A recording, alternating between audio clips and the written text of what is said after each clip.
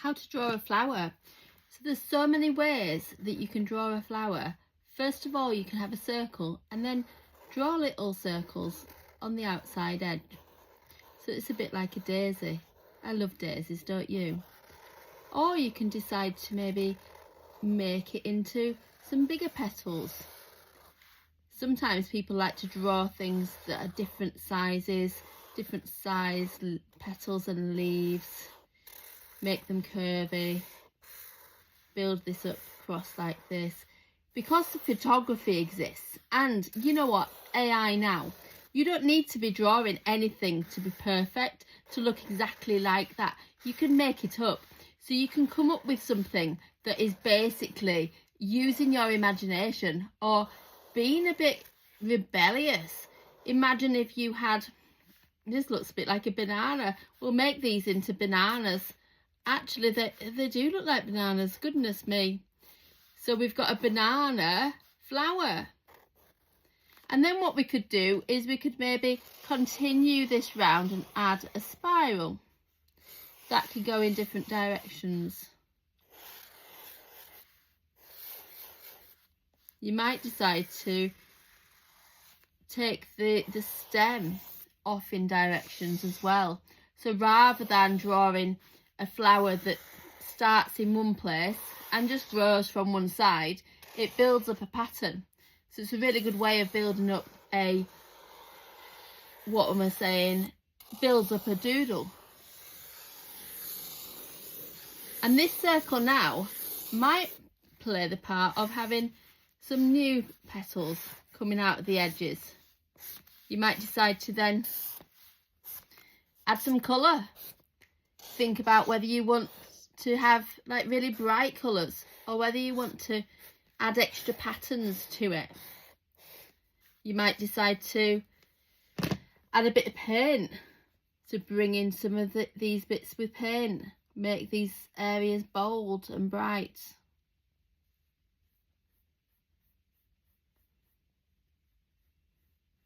So ultimately, there's so many different possibilities, so many different options. This is a really good exercise to do just when you're, maybe you've got 5 minutes, maybe you don't have time to do a long amount of time making art, but this could be the starting point for a little project. So imagine if this was drawn out on a canvas, for instance. You might decide to do something bigger. You might decide that you want something like with extra layers of colour and splodges of paint and splatters of paint, or anything that you like, really. The world is your oyster.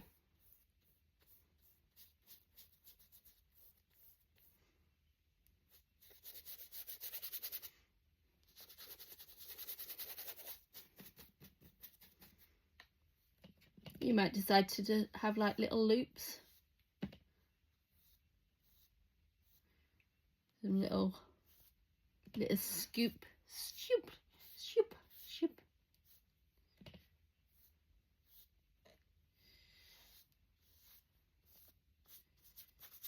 And we could just paint over that. Didn't really have a plan, but it didn't really go according to plan, so I want to cover over this. And then we'll do something else on top of this later on.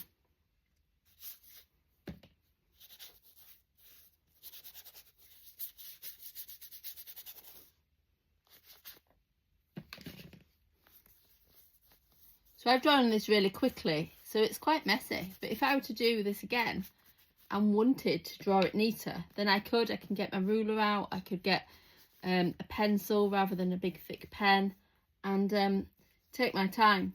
This is only a really short amount of time spent on this. And sometimes it's worth, and you deserve, to spend longer on your art practice so that you can really express yourself and create something that's meaningful.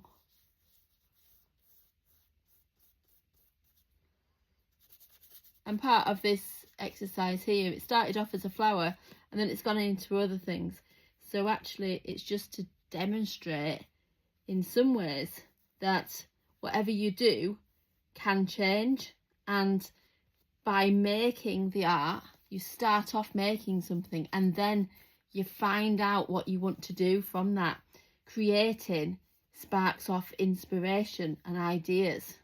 You get more ideas once you've started to make something than if you are just sitting around waiting for those ideas come, or like looking for inspiration somewhere. So see what you can do.